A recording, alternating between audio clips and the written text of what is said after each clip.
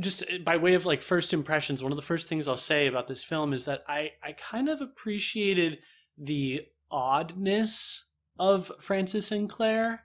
I think that Saint Francis, as with a lot of saints, is a little odd by worldly standards. You know, like the world doesn't quite know what to make of certain saints, Right. and so a depiction of a saint like Saint Francis of Assisi, I think, is going to have to grapple with that problem of like, you know, how do we make this, you know, maybe palatable is the wrong word, but like, how do we make this presentable in a way that people aren't going to just like totally reject it as like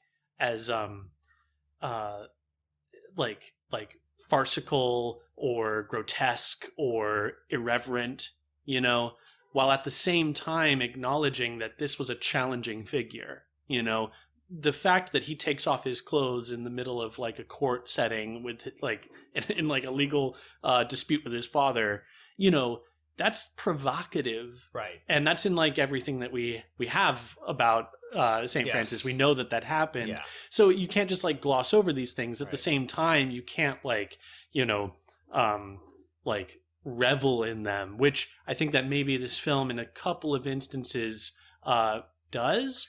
But but I think that on the whole, like it ended up being something that I appreciated, that it did seem to try to attempt at least to grapple with this like vision of the saint, and this vision of Saint Francis of Assisi in particular as being kind of an oddity, you know?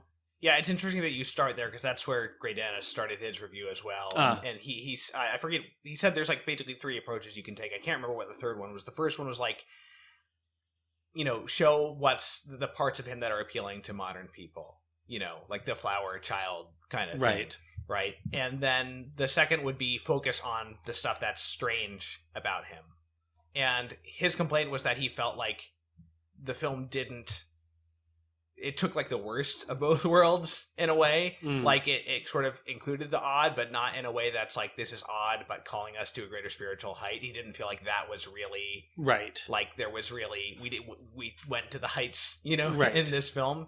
I would agree though that I think the best thing I can say about this film is that it takes Francis seriously as a saint, and it doesn't first of all, it doesn't like demythologize him, at least in any like overt way. Right. And it doesn't like go to the usual cliches about him. But it is a deeply weird film, and I'm very sympathetic to Grey Dennis's claim that like it basically conveys like very little that is recognizable from like the portraits of Saint Francis we get from like the early medieval biographies, which is of a very cheerful, sweet, extroverted, you know, outgoing, charismatic figure. In this case, you know, he is good looking and he has a nice smile when he chooses to smile, but he is kind of like a tongue-tied, mumbling weirdo in a lot of the film. Yeah, well, I think that like with any portrayal of Saint Francis, it's like as with probably any saint, the danger is like, is this going to be a reductive portrayal? Yeah. Like, and you know, in what way is it going to be reductive? I think Francis is you know, really like vulnerable on this point, because he can be reduced to the ecology saint. He can be reduced to the social justice saint. He could be reduced to the anti-establishment saint. And like, those all may be like valid and are, you know, as far as it goes, like valid takes on these aspects of like what Saint Francis was doing and the impact that he's had. I mean, like, he was a provocative and controversial figure. He's still a provocative and controversial figure, you know, but he was a much more joyfully. Yeah. Well, you know, figure. It's like, I think that like the challenge is like, how do you capture all of this without reducing? I mean, and I think we touched on a little bit on this too when we talked about we talked about the Flowers of Saint Francis.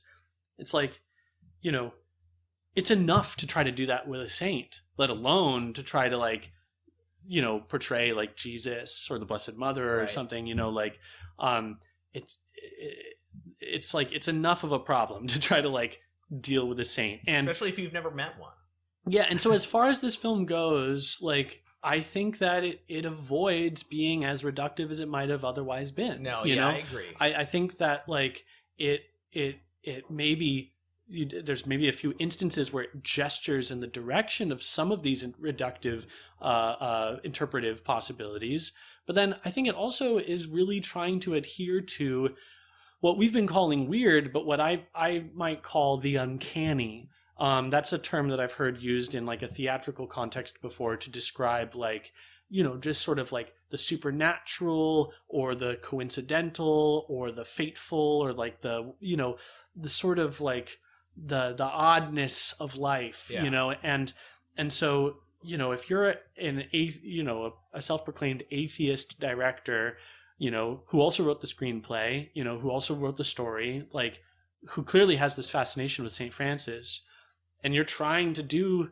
a film about St. Francis, and avoid reduction, I think that like, that you might get Vangelis to come and do the synth soundtrack, and then you might have like like a flayed corpse hanging from a ceiling, and like what I would say is that I think the film doesn't. I don't think the film loses the thread of this is a film about St. Francis. What do I mean by that? What I mean is that the film does well. What Rourke's performance does well is it captures that aspect of these people around him that are trying to they're trying to deal with who he is.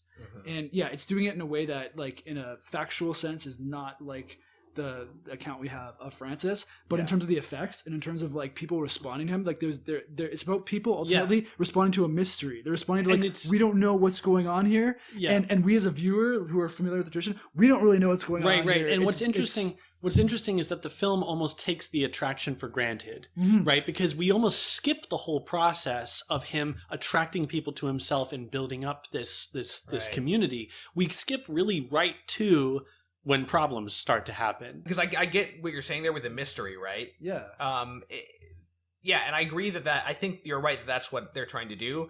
Let me throw this out there, and I'm not sure that I'm right about this, but like, don't you think that like sort of removing the personality as a part of that is sort of like disincarnating Francis a little bit? Like, because God didn't come down to earth as like a mystery that people had to deal with. You know what I mean? Like, he came as a person who was compelling and not just a mystery, or like just what he was doing was mysterious, but it was a person that people were encountering who was beautiful and compelling. It's not just the fact that they were like, why would this man wander around and, and hang out with tax collectors and sinners and lepers, and there's nothing compelling about him, but the fact that he's doing mysterious things is in itself compelling. No, he was a compelling person doing these things that were confounding, and part of the reason, and honestly, if he weren't compelling, then they could have just dismissed him. You know what I mean? So I wonder, and I'm not sort of throwing this out as a definitive statement, but I wonder if even in that there is a little bit of a cop-out, or if not a cop-out, then just like a failure, because there's no reason that you can't do both either. And I think that like a more successful film would have still... The fact is, God did give us a Francis who had a compelling personality and spirit, and not just a personality per se, but a personality enlivened by spiritual gifts that we don't even necessarily see all of his spiritual gifts in this movie, because there is an eloquence of the spirit too that we don't get. Right. Yeah. So I guess the thing I would say in response, I think that's a great point. I think I'm really glad you said that. Like, I think that's an incredibly important point. The thing for me that kind of keeps coming back is that there are many Francis films, and I guess like I feel like there's a burden that we place on movies in particular, and there's good reasons, and this is like a whole bigger topic about the interaction of truth and beauty within the making of a film, particularly a narrative film about a historical figure, et cetera, et cetera, et cetera. So there's a lot of complex stuff here, but I think there's a certain burden that we place on films to kind of like get it perfect, which is appropriate in that, we have a desire for perfection, right? In seeing a great work, or just anything work, we are drawn to things that are most perfect. So of course we would desire that in a film. but I think when we come to kind of like study it, we don't necessarily apply that same burden to like other art forms that are dealing with the tradition of the saints, particularly with like painting. You know, it's recognizable that there are many ways of painting the story of Saint Francis. Now, the obvious, response to that would be painting is not, it's frozen. It's not. It's not purely. It's it's not narrative in the sense that a film is that, and it doesn't have this like burden to truth the way that a story has kind of a burden to truth. So that's again something that needs to be unpacked, because there are many ways of approaching the Francis story, things to draw out, and one film doesn't have to get it all right. But it's amazing when one film does get it all right. Yeah, and that's even to and then it's also amazing when it gets anything right. Like I think that there is this mental switch that like needs to happen, I think, for a lot of people in watching films, to like treat them as an object, like as an artifact, so that it can sort of be considered in itself and not not as though it is a complete picture of a reality. I think that that's like what's deceptive about film, because it is like photographic and documentary. It sort of by virtue of the very medium there, it suggests this sort of like complete picture. Yeah. This is the whole thing, But if you can approach a film as an artifact in the way that you would approach a painting or a novel or a poem, that sort of has its own world, that isn't necessarily your world, right? Then it becomes a different interpretive task, and then I think certain things that may be lacking become more, forgivable, or even, allowable, even beneficial, or desirable. And I don't know that I'm going to make that case here, but I think that this discussion that we're having is, providing the opportunity to like make that point that like this is an artifact, and if you can like make that like sort of that switch and like look at it as having, all of these layers of artifice that are coming together to create its own little like world, right? Then you can sort of like evaluate it on its own terms. And it's not saying that it doesn't have any reference to St. Francis, but that the reference doesn't need to be complete or perfect or total. And that like, if it falls short, then we can talk about it as like an imperfect representation of Francis, which I think that this certainly is. But we don't necessarily need to cast it as a failure, because it may be that those other aspects were never even something that entered into the filmmaker's mind for a moment, and that even had they, might have been just rejected and eschewed for the world that they were trying to craft. How much of St. Francis can we stand to lose? Yeah. There's key parts that you have to keep to have it really be a St. Francis film. Yeah. And it can't just be like facts about his life, which this film to a large extent respects, It has to be something of the person there, I think. Yeah, I think maybe the case that I'm making is not so much, it's really not a positive case in the sense of like the film has these sort of positive virtues. Like Mickey Rourke's performance, I think is fascinating, but it's kind of put in, it's more kind of like thrown into relief by what the film lacks in a way. But I guess what I'm trying to say is that even still with its flaws, it's remarkable how you can say the story of St. Francis still kind of produces this kind of residual effects of, it can't really be like squelched, like again, like there's this unbeatable kind of mystery. Again, I keep going back to that word, the mystery of who was this man, this saint, that comes through in the film. And I think the filmmakers were, caught up in that, and even maybe against their will. And he probably does come through best when he's with his brothers in sort of the middle section of the film, like the scene where somebody gives them a lamb and none of them knows how to kill the lamb, and they finally decide just not to kill.